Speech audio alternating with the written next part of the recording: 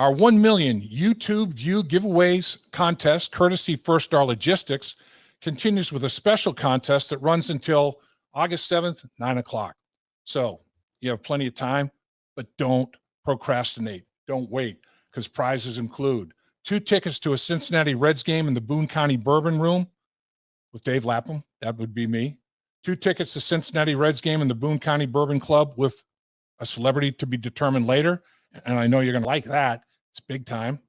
A signed Dave Lapham jersey, First Star Logistics custom backpack filled with apparel and gear, a $300 value, very nice prize, 2 $50 gas cards. Want the price of gas today? Nice. To enter, just go to the link and description below or scan the QR code. Welcome to In the Trenches with Dave Lapham, brought to you by First Star Logistics with a camp report from Dave Lapham himself, who spent the day with the Cincinnati Bengals as they got the 2022 season underway. And Dave, had to be exciting for you to get back out on the field and see football get started for a new season for the defending AFC champions. No question about it, Dave. I mean, there was a pretty good crowd of rabid fans there. I mean, the city, I think, is still infatuated by what the team accomplished last season. Very, very unexpected. And Wednesday, August 27th, was a special day. There's no question about it. They couldn't wait to see the team take the field. And the team took the field with a definite sense of accomplishment and confidence, but they know they have to wipe the slate clean. There's no question about it. You just don't pick up where you left off from a season like that. The coaching staff's a little bit different. There have been some minor tweaks to the coaching staff. As far as the roster, that's going to be different as well. It's never the same. You never have a total carryover of a complete team. So there's going to be some additions and subtractions from that 53-man roster and then the active game day roster as well. And practice squad, 16 members of the practice squad. There'll be different people that'll make up and compose this year's football team. So, you know, it's different. There's no question about it. And today was different in that number 9 was missing. You know, Joe Burrow had a laparoscopic appendectomy and appendicitis attack, had to get it taken care of. And what a difference it is now with that procedure. Instead of having to basically cut you open, it's three little holes, almost like an arthroscope for your knee. Instead of having to cut your knee open, they do these arthroscopic procedures, and the laparoscopic procedure is the same type of deal to take the appendix out. And I think it's really going to benefit Joe from a recovery standpoint. He's a quick healer anyway, as we've seen. So I'd be extra cautious, though, with him. I certainly wouldn't expedite the process. If he feels good in a week, I'd keep him out another. If he doesn't feel good for a couple of weeks, I'd keep him out third week. So, I think it might be a couple, 3 weeks. He might miss a little portion of training camp. There's no question about that. But I think that he's going to be fine. I think that it will not affect him. There'll be no long-term effect whatsoever. So other quarterbacks got snaps that they wouldn't have gotten. You had Brandon Allen and Jake Browning taking snaps, and Drew Plitt, who they just signed today, went to Ball State out of Levelland High School, set some records at Levelland High School. He was probably thrilled to get some action at the quarterback position for the Cincinnati Bengals, the defending AFC champions. A dream come true for him. Unfortunately, they had a significant injury today. Elijah Holyfield, the running back, basically a non-contact knee injury, and usually those are serious, and he had to be carted off the field. He couldn't get off the field under his own power. They had to bring the golf cart out. It's Amanda Holyfield's son, 5 foot 10 inch, 220 pounder, second-year player out of Georgia. Really good kid and rock solid physically. I mean, you touch him on the shoulder, it feels like you're touching granite.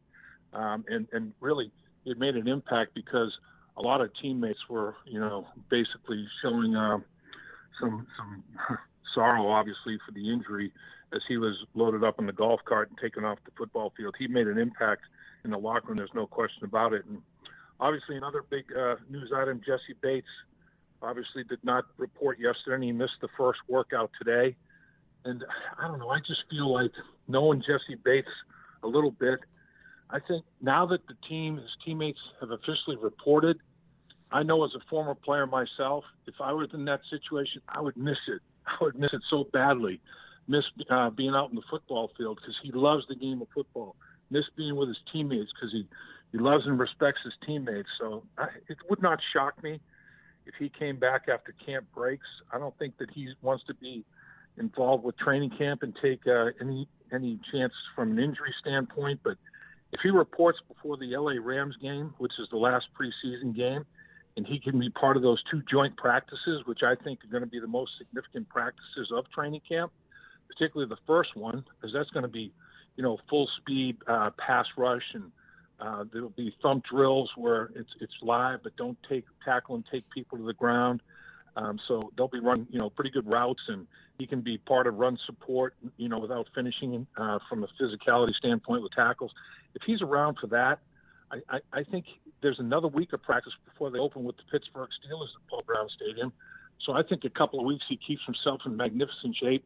Now that he has not signed any contract, they can't send him any updates on what they're doing from a game plan standpoint and a playbook standpoint. I mean, he's basically, left out in terms of that sort of thing. I don't know how they police or patrol teammates contact him in that regard, but Jesse's a quick study, and Jesse keeps himself in great shape. So I think if he comes back a couple of weeks before that Pittsburgh Steelers game and maybe gets the workouts in that LA Rams game, he won't play in that preseason game, obviously, and that's another thing. I mean, as far as Joe Burrow's concerned, he would not see the field in the preseason, as far as I'm concerned, unless in the Rams game they decide to put Joe out there and take a snap and hand the ball off and wave to the crowd and leave, after that one snap. And if other starters are in that same category, so be it. But I would not be surprised if most of the key participants in terms of starting lineups for the Cincinnati Bengals over the 3 preseason games maybe get a grand total collectively of about a quarter of play. I really don't think they're going to play all that much, to be honest with you. So that's all of that is going to be kind of interesting to monitor and follow up. In the absence of Jesse Bates, Dax Hill is coming along. Dax Hill is a very intelligent football player. He's got a tremendous skill set. Tyson Anderson, also the safety out of Toledo. Dax Hill out of Michigan. Tyson Anderson out of Toledo. They're both being mentored now by Von Bell. And to have a veteran mentor, that is huge in your development. I mean, coaches are vitally important, and Robert Livingston does a great job, with those guys on the back end at the safety position. There's no question about it. But I remember when I was a rookie, I had a great offensive line coach in Bill Tiger Johnson. But Bob Johnson, the original Bengal at the center position, kind of took me under his wing as a veteran player, and he mentored me. And it really helps you expedite the development process. And I think Dax Hill is very fortunate. Tyson Anderson is very fortunate to have Von Bell as a veteran mentor. And if, in fact, Jesse Bates does report, then I think Jesse Bates will be in the same type of situation. He's that type of teammate, that type of player. So it's very interesting. And then talking with Von Bell in the locker room after practice, I said, are these young players, these young defensive backs, they starting to get it? And he said, absolutely. And I said, one way to measure and monitor that is, are they asking good questions? Anybody can ask a question, but are they asking good questions, pertinent questions, a question that has got some intelligence to it? And he said, absolutely. So that was good to hear. I think these young safeties are going to come along pretty darn quickly. Kappa cleared. He was cleared medically. So Kappa started, Alex Kappa was involved with what was going on with practice today. And honestly, through this week, through the weekend, there's not any shoulder pads involved. It's shorts, T-shirts, and helmets. That's it. So footwork and techniques and all that sort of thing are important, but they're not, there's no physical contact. They're not finishing things. Collins, LC, is not back yet. He's got a back problem. And in my opinion, it's going to be interesting. If it's a disc issue that he's dealing with, you certainly hope it's not degenerative or anything like that, but that would be something to really keep an come on. But if it's just like muscle spasms, that type of thing, they're expecting him back fairly quickly. So I guess more information on that will come forth as the days go by. But this offensive line, I was talking to Alex Kappa, and and Ted Karras in the locker room. I said, now, how do you guys, if LC, he's there and taking the mental reps out on the football field. And another way you can take the mental reps is in the meeting room. You just sit side by side, center, guard, tackle, all three guys right next to each other. And you're listening to the installation from Frank Pollock, and you're talking and communicating with each other about how you would handle things. You watch the tape of how the play is executed on the football field from last year's team or prior teams or whatever the case may be. And then you also communicate, this is what we do. This is the call we would make. And you're sitting next to each other just like you would out on the football field and having to recognize and make those types of calls. I mean, that's something that is very, very valuable. But the thing that you'd like to have at some point, and it's going to happen for at least a couple of weeks or more, is all three of those guys out there together making the steps, taking the steps, realizing how deep do I have to set in pass protection to make sure significant stunts, ETs, TEs, stunts, and twists, wouldn't hurt us. Make sure that we're on the same level when we set in our pass protections and all those type of things. But it is impressive, I think, to see that offensive line. I was down there observing them with installation going on with Frank Pollock. Frank looked pretty amazed that these guys were picking it up so quickly. What seemed to take a week with rookies to get uncomfortable with the installation took a day for the veteran players. So bottom line is, when you have players like Karras, who's been involved with 2 Super Bowl championships, Kappa, who's been involved with 1, and Collins, who has played at a very high level and has been successful in the National Football League as well, when you have players like that have played at a very high level and have experience and have seen just about everything and understand adjustments that need to be made and know what it's supposed to look like, it's a hell of a lot easier to coach them. There's no doubt about it. And they were making adjustments and mentally handling things very, very quickly when Frank Pollock was installing things with the offensive line during the course of practice when they were on their own, working as a group on the sidelines. So that was very encouraging to watch as well. And then finally, Jamar Chase. This guy now, I asked him, I said, did you do anything when we were in the locker room? I said, from a physical preparation standpoint, your off-season workouts, did you do anything differently? And he said, I did incorporate more work with a track coach. And, man, he looks unbelievable. He looks chiseled. He's 5 pounds lighter than he was last year, and it wasn't intentional. It was just as a result of all the running that he's done. And, man, he just looks like, man, it's just, if you were to put requirements and body type measurements into a computer for the prototype wide receiver, Jamar Chase would come spitting out of that thing, I think. He's just unbelievable how strong his lower body looks. So I think he's going to pick up where he left off as well. And T. Higgins, to me, it looks like he's growing. I mean, this guy's huge. This guy is a 6'4" plus, big, broad shoulders. I mean, he is such a physical specimen. You look at those wide receivers walking out in the football field, and Tyler Boyd, that threesome is as good as there is in the National Football League. There is no doubt. So, I mean, some things, I know all the quarterbacks that were working with those receivers love those guys as targets to throw to. There is no question about it. And that's just some of the things that some observations, some thoughts that I had as day one of training camp unfolded. And it's only the beginning, as they say. A lot of work to be done, but it looks like they get off to a good start, other than the injury to Holyfield, which was very, very unfortunate. And as far as Joe Burrow's concerned, Dave, it could have been a lot worse. You'd hate to have a situation where the Bengals are in a playoff hunt and they're in the second half of the season, the last 8 games in their schedule, every single one of them is a challenge. Every single one of them could be 6 of the final 8 games were playoff teams last year, and the others that weren't playoff teams because of injury, a la the Baltimore Ravens. I mean, that's a playoff caliber football team. So literally, all 8 games to finish the season are going to be a challenge. What if Joe Burrow had the appendicitis at that point in time, and he would have had to miss 2 or 3 games? So, I mean, you just thank your lucky stars that, is it unfortunate that he has to endure this and go through it? Yeah. But could it have been worse? Heck yeah. Timing could have been a lot worse. So I think you just deal with it. It is what it is, and you move on. That's pretty much much what took place in day one at Paul Brown Stadium, Dave. Dave, you talk about Jamar Chase, and how much of a difference do you think it's made that, one, COVID's gone. He sat out the last year of college football, so he missed, basically a season, and then came in and had the great season a year ago. But how much do you think it's helped him to get in that shape? Just the fact that everything with COVID is kind of behind us, at least we hope, and he had that year of football, and he's back in that football mode. And what he did a year ago, if he's in that much better shape, that much quicker, the NFL, especially secondaries in the NFL, have to be worried. Well, yeah, and I think he realizes that he's not a secret anymore.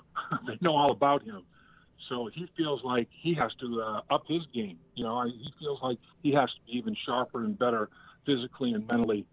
He worked out with his teammate from LSU, Jefferson, the Minnesota Vikings great receiver, who he broke Jefferson's rookie receiving yardage record. They were teammates at LSU, and they back-to-back seasons they rewrote the rookie record book in terms of yards receiving, and so they were working out together, and they're like, oh, who's going to be the first guy to get 2,000 yards receiving? And that's never been done before. And so Jamar's like, I may give him a call and do a little side bet on that. And you look at it, like you said, the COVID, he missed an entire year with Joe Burrow, and then he comes back, and then basically, he gets things timed out as well as he did in his rookie season with Joe Burrow. So this little time that they're going to miss together, being together with in terms of the appendicitis problem, shoot, they worked out all off season. I mean, I think that's going to be a blip on the screen. I don't think that's going to be an issue. So bottom line is that Jamar Chase knows that he has to be a little bit different in terms of what he's going to pose out there. But his lower body is so strong. I mean, teams saw it on tape, and they couldn't do anything about it. I mean, they changed coverages on him. They did all kinds of things. And he's going to see different coverages than he saw as a rookie. There's no question about it. But he's smart enough, both mentally and then talented enough physically, to move him and line him up in different spots and put him in motion.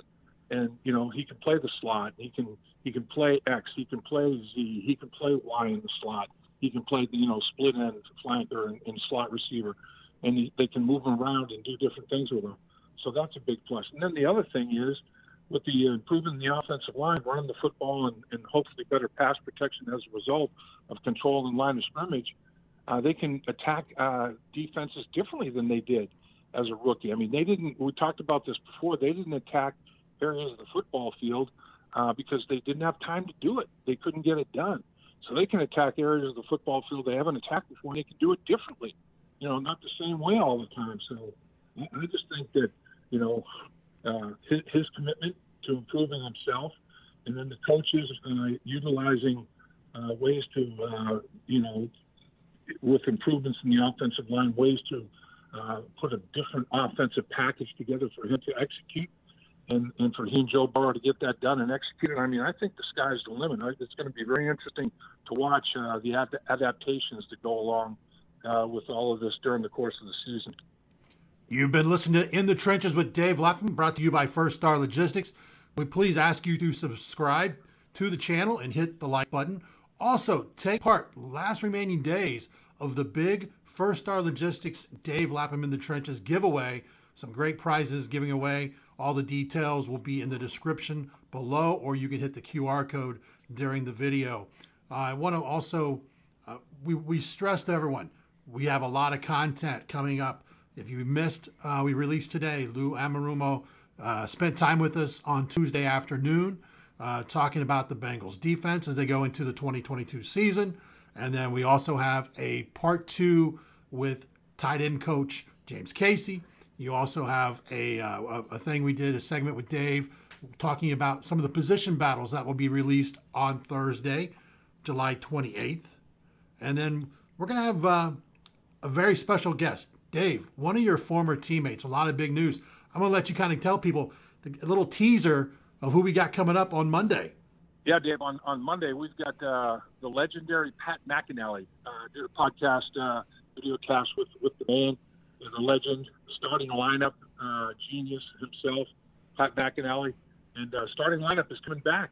It's going to be released again in September of this football season. Pat's going to kind of talk about that, how starting lineup, the thought process behind how that was created. And I'll tell you, underestimate this guy as an athlete now. This guy, he got a basketball scholarship from UCLA, coached by John Wooden at the time.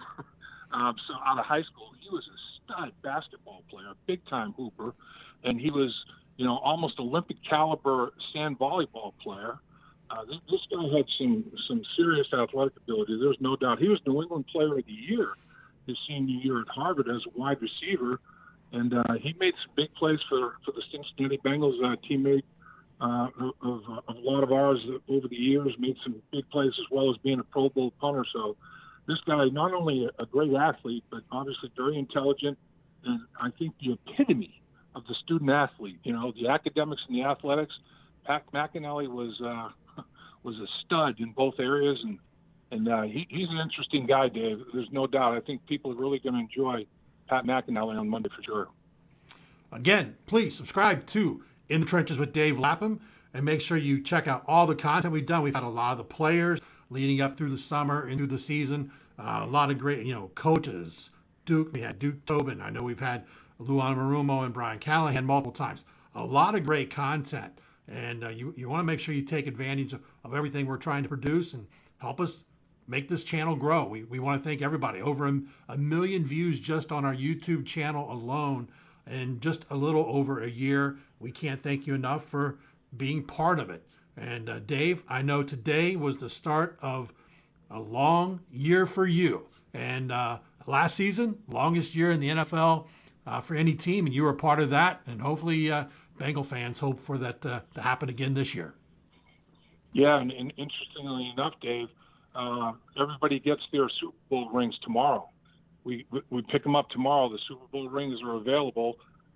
Basically, it's an AFC Championship ring, but it has obviously Super Bowl 56. I know the outcome wasn't the way we wanted it to be, but getting that ring is a very special thing. I'm looking forward to picking mine up tomorrow morning, and I know every player and every coach and everybody affiliated with the organization is excited about doing the same thing. So that's an instant memory right there. But like we talked about earlier, you got to wipe the slate clean, put it away.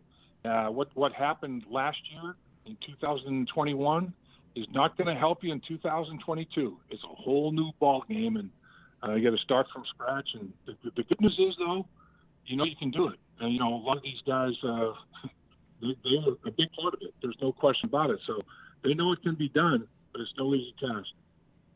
All right, Dave, we're going to let you go because we know it's been a long day for you. We look forward to hearing from you again, probably later sometime this week or into next week. You got it, Dave. Thanks a lot. Dave Lapham here, and every day I am grateful for my experience to have played professional football. As a player, I realize self-motivation, leadership, and appreciating your teammates are key. At First Star Logistics, you can use those same attributes to create the life you want for you and your family. Build your future by working hard like I did. You'll see results both on and off the field. Call First Star Logistics today and be part of our winning team. Opportunity knocking.